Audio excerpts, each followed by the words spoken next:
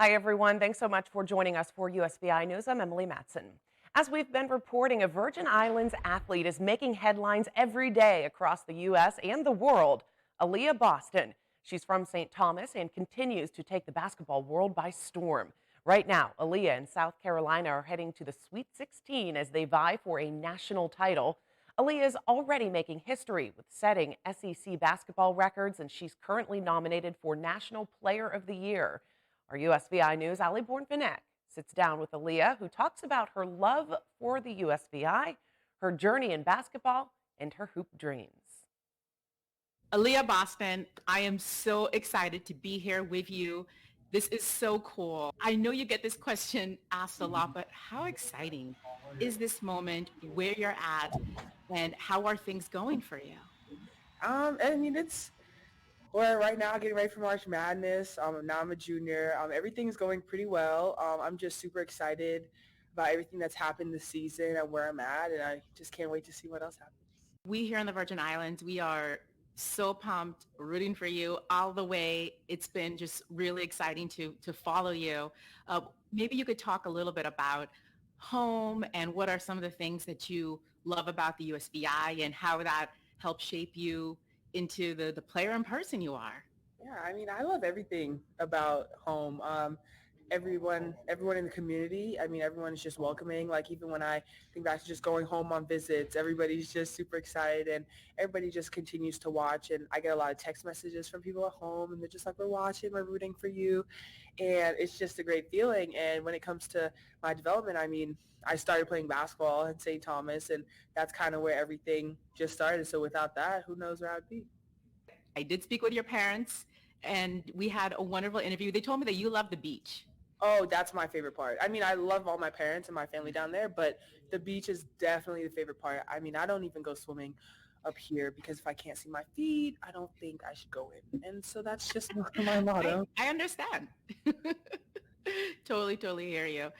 Well, let's segue into just basketball. And can you take me back to when you were younger and first getting into basketball? You know, what was it that when you reflect, you can say, yes, this is what drove me. This is what helped keep me focused and just going for this big dream. Definitely. I started playing basketball at the age of 9, and I just wanted to follow in my sister Alexa's footsteps. She played basketball too, and it's kind of like, okay, you know what, I'm going to do it too because why not? And I just remember playing in the zero tolerance leagues, playing at McBean on Griffith Park, like just all the fun times, play against all the boys, them roughing me up every time I try to even step foot on the court, and it's just great fun memories. They pushed me every day, and they're all doing great things right now. For example, like Jawan is getting ready to play in the Sweet 16 too, and so it's like we played against each other when we were 9 and 10 years old.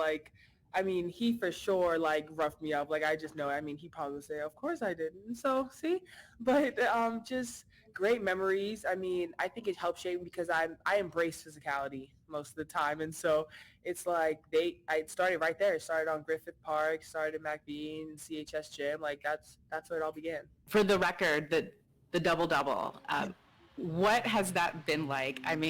Making history. If you could share what that's like, because that's just so amazing. To me, it's really just exciting just to be able to have the record and just continuing every time I step on the court to, with God's help, to get another double-double. It's just amazing because, Sylvia Fowles, who had the SEC record, she's a phenomenal athlete. And so to be able to pass her, knowing what she's done all through college, it's like, wow, thank God. Yeah. Any shout outs or messages for all of we back here at home? Anything you'd like to share? Thank you guys all for supporting me. I really appreciate it. And no one goes unnoticed. And also follow my Instagram. It's Aaliyah.Boston. And follow my Twitter. It's at AA_Boston. Just throw me a follow. Absolutely. Girl, done. Is there anything else that you'd like to share? Just I'm going to keep working hard to make you guys proud. And I love you all. Cool. Aaliyah, thank you so much for your time. Thank you. Again, we are so pumped. We here, and we ready. So good luck, and we'll be watching. We certainly will. 26 consecutive double doubles. She is indeed impressive.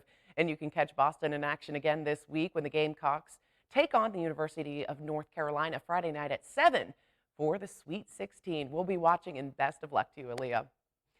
It took 3 years, but the world's largest cruise ship welcomes passengers aboard and made one of its first stops this week in the Virgin Islands. On its inaugural sail to the USVI, Royal Caribbean's Wonder of the Seas was welcomed to the Austin Babe Monsanto terminal with open arms on Tuesday. The nearly 1,200-foot ship can hold more than 6,900 guests and 2,300 crew members. It's pretty impressive indeed. Passengers are enjoying 18 decks that feature activities like a 10-deck high zip line, 20 restaurants, 19 swimming pools, an ice rink, casino, and what is known as the tallest slide at sea. This photo of the visit this week is courtesy of St. Thomas Source.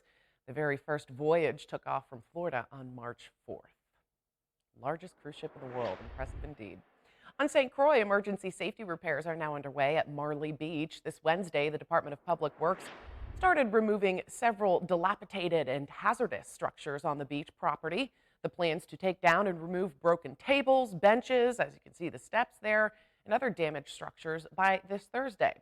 VI Senator Kenny Giddens responded happily to the news that this work is now getting underway. He held a walkthrough of Marley Beach back in January and says these broken structures have been a hazard for beachgoers for some time now. Senator Gittens says he's looking forward to seeing not only the demolition, but the rebuild of this beautiful waterfront location. COVID-19 cases remain low in the territory. According to the latest numbers from the VI Department of Health, there are currently 33 active cases territory-wide, with 19 on St. Croix, 13 on St. Thomas, and still just one active case on St. John. While these numbers are very promising, health leaders in the VI have said to still be cautious because of the Omicron subvariant that's out there, but has not yet been confirmed to be found as one of the cases in the Virgin Islands. And after new COVID-19 cases rise in Europe, though, top health officials expect increases in the U.S. too. And one expert says it's time to start preparing right now. Here's the latest on what's going on with that Omicron subvariant. In the UK, new COVID-19 cases are climbing once again, driven largely by the Omicron BA.2 subvariant. And top health officials say what happens there tends to play out here in the U.S. about 2 to 3 weeks later. We better pay close attention to what's going on there. Dr. Anthony Fauci says the U.S. will likely see an uptick in cases, but not a surge, as BA.2 is more contagious than the original Omicron subvariant. And right now, Fauci says it doesn't seem to be the cause of the UK's rise in hospitalizations. It's a very interesting situation where the cases are going up, but it does not at this point in time appear to be any degree of severity. Fauci says BA.2 may become the dominant variant in the U.S. The CDC says it was the cause of nearly 35% of new COVID-19 infections in the past week, up from about 22% the week before. Fauci cautions the U.S. needs to be prepared for the possibility of another variant in the future. So that means building up supplies of antivirals and tests and vaccinations. We can't just say we're done. Now we're going to move on. We've got to be able to be flexible. Meanwhile, FDA vaccine advisors are scheduled to meet on April 6th to discuss the possible need for COVID-19 booster shots in the future and whether the vaccine could become an annual shot similar to flu shots. It has been 1 month since Russian forces invaded Ukraine, killing hundreds of people and destroying cities. Refugees have continued to flee the country, but thousands of troops and civilians still remain in Ukraine trying to hold their ground. Our USVI News' Kristen Allen spoke with a man who has just returned home from Ukraine after delivering much-needed medical aid and supplies to people in Lviv. Paul Brown is a London man who often passes through Erie during NFL football season.